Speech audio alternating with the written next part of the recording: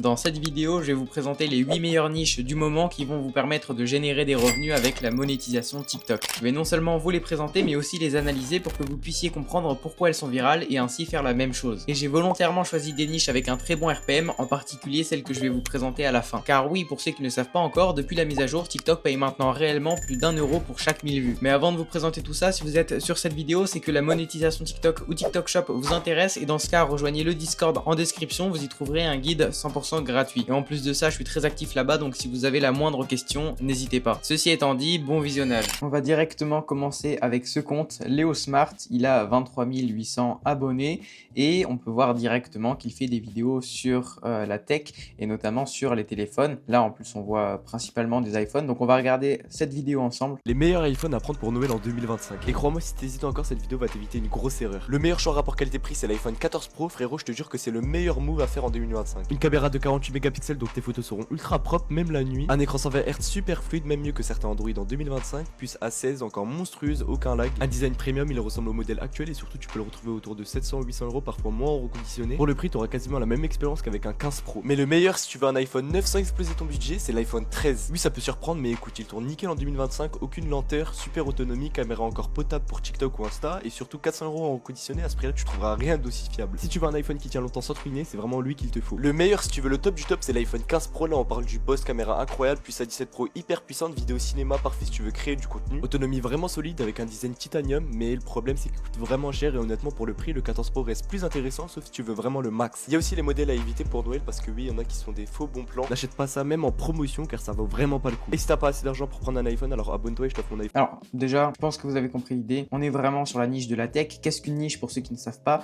C'est simplement un thème de vidéo sur un même sujet. Lui, il fait donc des vidéos sur la tech de manière générale et plus précisément sur des téléphones.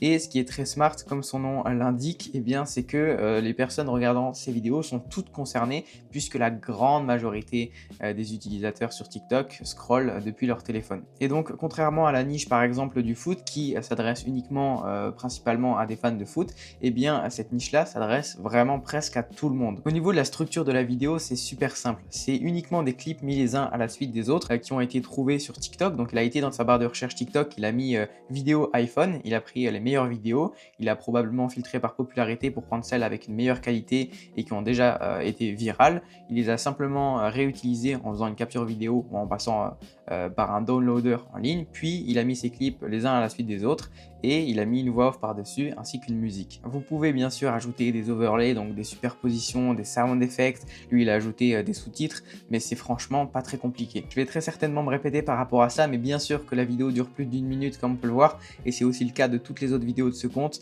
Voilà, 1 minute 2. Autre aspect positif de cette niche, en plus du fait que ce soit quelque chose de simple à réaliser, c'est que ça crée des débats sans vraiment que vous ayez à inciter les personnes à débattre dans l'espace commentaire.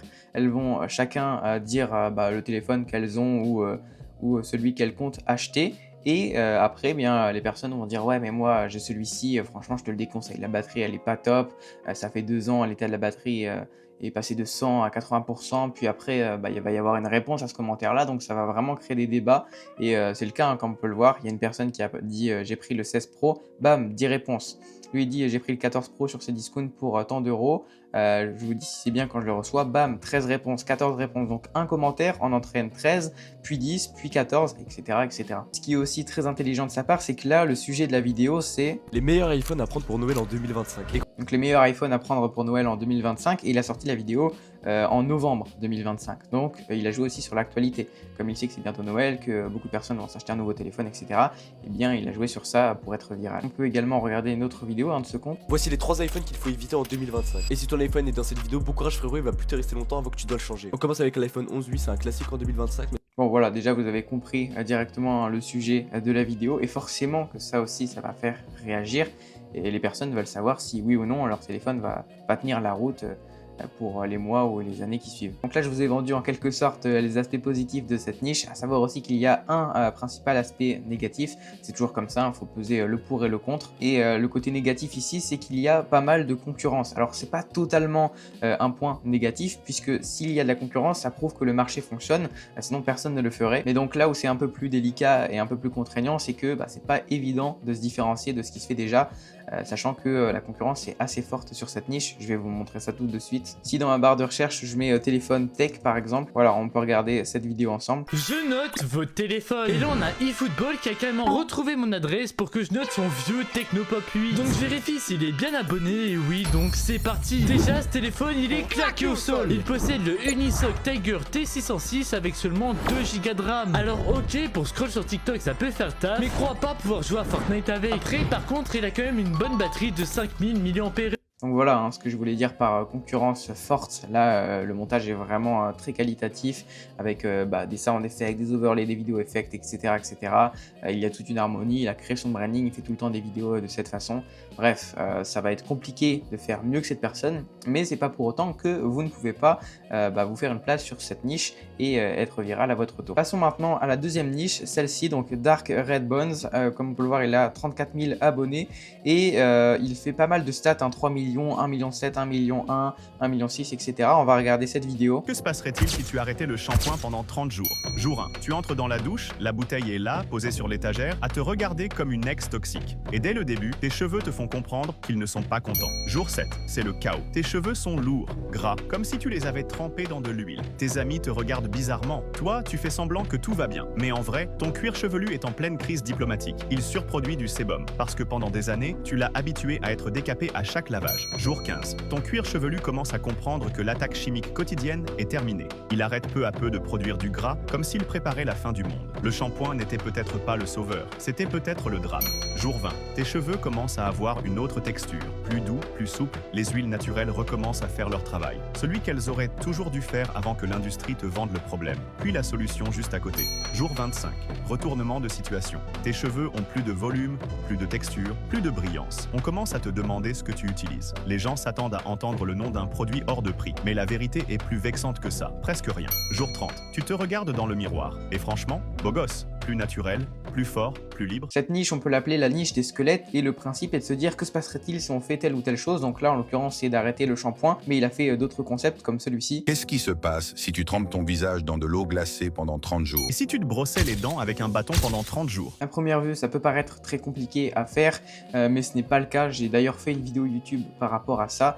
Il faut simplement utiliser l'intelligence artificielle. C'est juste des clips IA mis les uns à la suite des autres, jusqu'à ce que la vidéo dure 1 minute. Alors bien sûr, il faut qu'il y ait un concept winner, que les clips soient en corrélation avec ce qui est dit. Mais à partir de ce moment-là, en fait, il ne faut pas trop non plus se prendre la tête, puisque les concepts les plus farfelus seront ceux qui vont les mieux marcher. Donc pareil, encore une fois, au niveau de la structure de la vidéo, c'est plutôt simple. C'est donc des clips mis les uns à la suite des autres. Là, en l'occurrence, c'est des clips IA avec une musique de fond, des sous-titres, une voix off. Là, la voix off, pour le coup, c'est une voix off IA, mais pas très humanoïde, contrairement à la niche précédente que je vous ai montré. Et si j'en parle alors que j'en ai fait une vidéo dédiée, c'est pour justement vous partager mes idées de variantes qui pourraient vraiment être virales. Du style, à la place que ça soit un squelette, ça pourrait être un alien, et faire du coup que des vidéos sur les aliens, en faisant toujours le concept de que se passerait-il si on fait telle ou telle chose. Parce que là, si on revient sur son profil, on remarque tout de suite quand même qu'il est niché, donc dans la niche des squelettes, et ça se remarque tout de suite avec toutes les vidéos qui sont construites de la même façon, et c'est toujours les mêmes concepts. Et un autre avantage de cette niche, c'est que les premiers à la faire sont aux États-Unis, ce qui fait que vous pouvez vraiment vous inspirer de leur compte, de leur concept, et les refaire en français. Et ça, du coup, avec d'autres personnages, si vous le souhaitez, pour vous différencier. Et après, par rapport aux inconvénients, plutôt à l'inconvénient, car oui, comme je l'ai dit, il y en aura toujours, eh bien, c'est le fait que ce soit des clips IA, ce qui est moins original, donc vous n'aurez pas un RPM aussi élevé que la niche que je vous ai présentée juste avant, ou encore que celle que je vais vous présenter juste après, qui ont un RPM beaucoup plus élevé. Pour les débutants, le RPM, c'est le revenu par 1000 vues. On peut ajouter admissible. Ça prend en compte uniquement les vues qui sont admissibles, donc les vues des personnes qui proviennent d'un pays éligible, qui regardent vos vidéos depuis l'heure pour toi, etc., etc.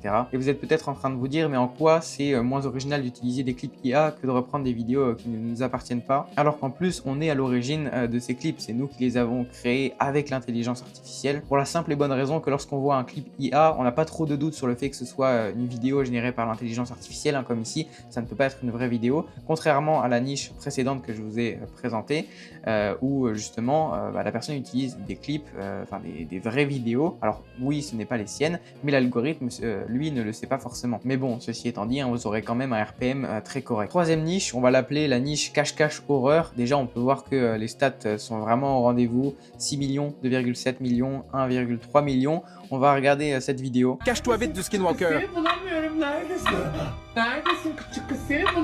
Level impossible.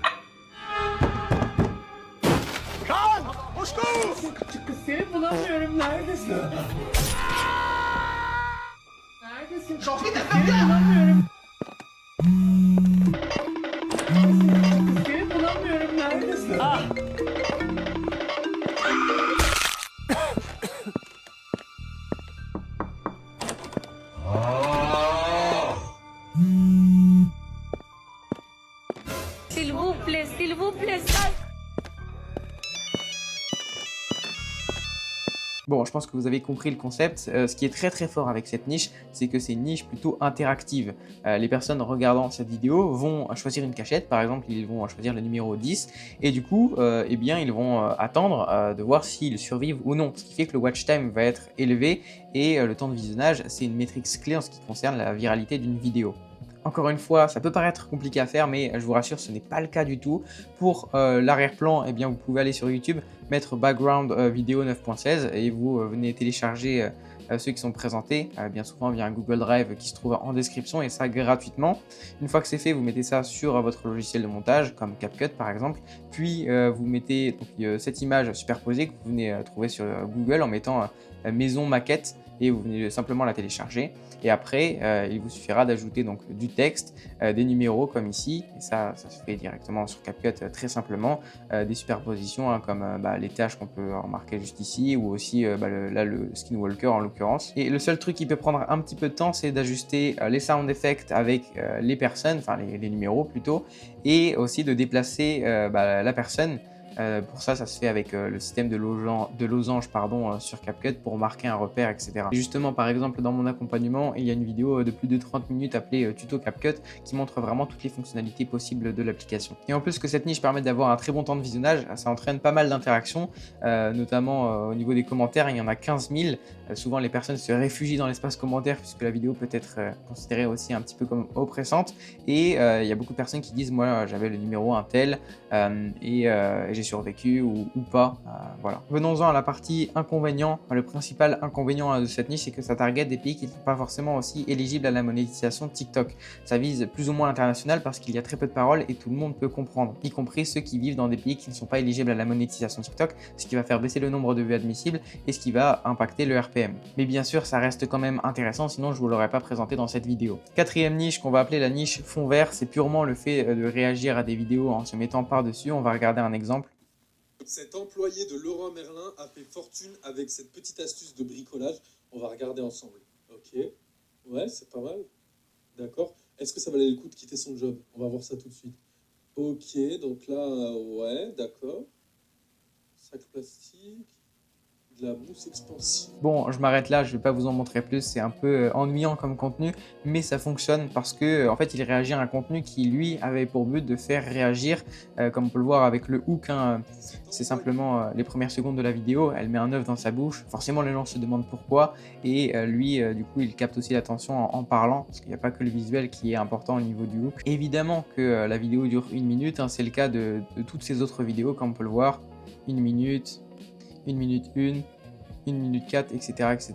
Dites-vous qu'il reprend simplement des vidéos virales qu'il a trouvées sur internet, il a peut-être fait quelques cuts, il a ajusté sûrement la colorimétrie, il a peut-être ajouté un effet miroir, mais globalement c'est tout. Il s'est juste ajouté par-dessus en réagissant à ce qu'il voit, et ça c'est original parce que lui-même représente un facteur original. L'aspect positif de cette niche, c'est que c'est facile à faire, ça prend très peu de temps et vous vous appuyez sur des vidéos déjà virales, donc difficile de ne pas l'être. Et l'aspect ou les aspects plutôt négatifs, c'est que vous n'êtes pas forcément très bien niché, donc au niveau des récompenses supplémentaires, ça peut être un peu volatile et c'est mieux de se montrer. Après vous pouvez aussi mettre un masque ou un filtre, mais c'est plus original en le faisant, donc voilà, faut accepter de ne pas être anonyme pour cette niche. Mais bien qu'il ne soit pas vraiment niché, c'est-à-dire qu'il parle pas d'un même sujet à chaque fois, il construit toutes ses vidéos de la même façon, ce qui fait que il est quand même niché au niveau de la niche des réactions par exemple. Cinquième niche, la niche Glow Up. Celle-ci c'est vraiment un coup de cœur parce qu'elle est super bien, elle est intemporelle. Je vais vous montrer un exemple. Si tu penses que tu es moche, alors attends une seconde. Trop de personnes se regardent dans la caméra de leur téléphone et pensent qu'ils sont moches. C'est parce que la caméra de ton téléphone déforme complètement ton visage. Si tu veux voir à quoi tu ressembles en réalité, alors utilise le filtre Face Zoom. Sur TikTok, ça va te montrer à quoi tu ressembles dans la vraie vie. Si tu te trouves toujours moche après ça, alors il faut que tu commences à changer. Regarde ce gars, il est passé de ça à ça en seulement 30 jours avec des techniques simples. Pour faire comme lui, il te faut une belle jawline. 95% des personnes ne savent pas comment en avoir, mais c'est super simple avec ces astuces. 3 manges des aliments avec du potassium comme la banane et l'abricot sec. Ça va te faire perdre tout le gras que tu as dans ton visage, ce qui est la clé pour avoir une jawline parfaite. 2. Bois énormément d'eau. Boire 2 litres d'eau par jour va te faire perdre toute l'eau stockée dans ton visage. La rétention d'eau, c'est ce qui t'empêche chaque jour de glow up, en te donnant un visage gros alors que tu as en réalité un visage super fin et attirant. Pourquoi je dis que c'est une niche intemporelle? Eh bien parce qu'il y aura toujours des personnes qui voudront glow up. Alors peut-être que le terme glow up changera, mais ce concept-là, ce principe de vouloir être plus beau, lui ne changera pas. Et en plus de ça, vous pouvez vous appuyer sur des célébrités qui sont considérées comme belles par la plupart des gens, et des nouvelles célébrités, il y en a toujours, donc vous pouvez jouer sur elles pour faire des vidéos virales. Au niveau de la structure de la vidéo, c'est assez facile, c'est un peu comme la niche des téléphones que je vous ai présenté précédemment.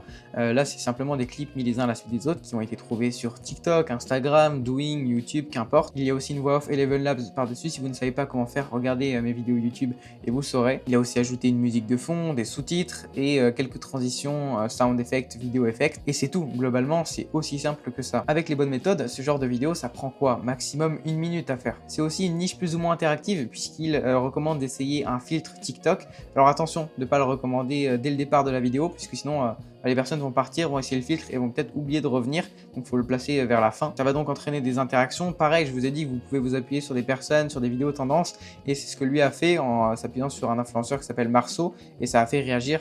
Marceau, il fait quoi ici? Au niveau des inconvénients, j'ai envie de vous dire, il y en aura toujours à trouver.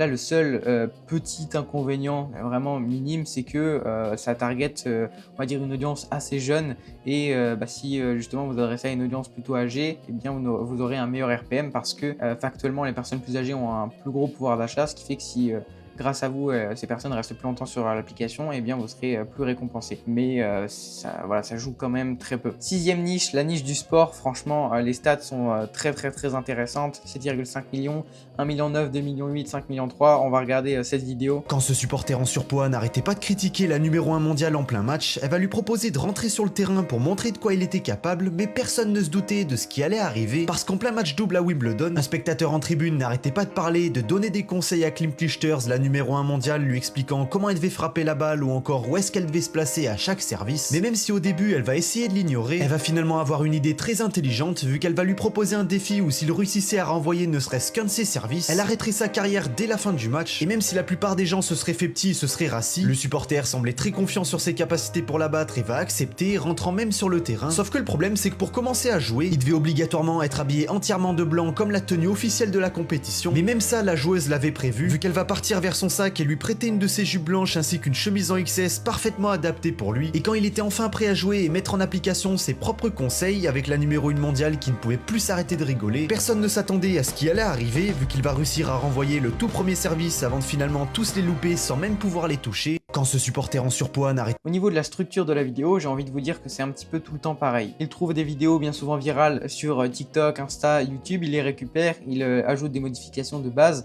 il ajoute sa voix off par-dessus, des sous-titres, une musique, et lui il ajoute aussi son visage. De temps en temps il apparaît à la caméra, mais vous n'êtes pas obligé de le faire. Lui il le fait très certainement pour augmenter davantage son RPM, et même s'il n'est pas très précisément niché, il construit tout le temps ses vidéos de la même façon, et il parle du sport en général. Alors oui, il parle pas tout le temps du tennis, il parle pas tout le temps du foot, mais ça c'est pas très grave. Et aussi ce TikToker est très intelligent puisqu'il va dire des choses subtiles qui ont pour but de faire réagir, par exemple avec une chemise en XS parfaitement adaptée pour lui, et quand il est... Voilà, parfaitement adapté pour lui, alors qu'on voit bien que c'est vraiment trop petit, et ça c'est uniquement pour faire réagir. Pareil, il précise précise qu'il est en surpoids. Il a dit aussi que s'il arrivait à renvoyer le premier service, la personne allait arrêter sa carrière, alors que peut-être que ce n'est pas du tout ça l'histoire. Et du coup, ça a fait réagir, hein. Pareil, elle a arrêté sa carrière du coup. 4878 likes. Pourquoi préciser qu'il est en surpoids? C'est vrai, ça n'a pas d'utilité, ça a uniquement pour but de faire réagir. 4891 likes. Ce qui est bien avec la niche du sport de manière générale, c'est que vous aurez toujours de nouveaux concepts. Par exemple, là, il va prochainement y avoir la Coupe du Monde. Et bien, vous pouvez jouer là-dessus pour être viral. Le seul aspect négatif qu'on pourrait relever, encore une fois, c'est qu'il y a pas mal de concurrence.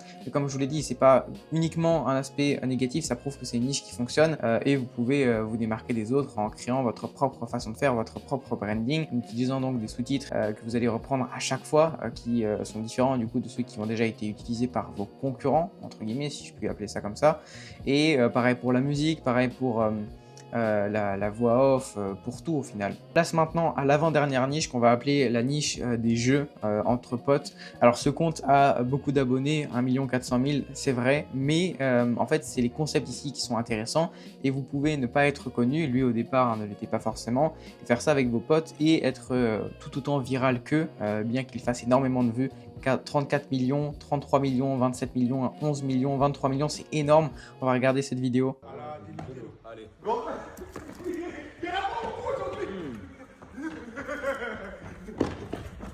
C'est quoi ce gros de minot là?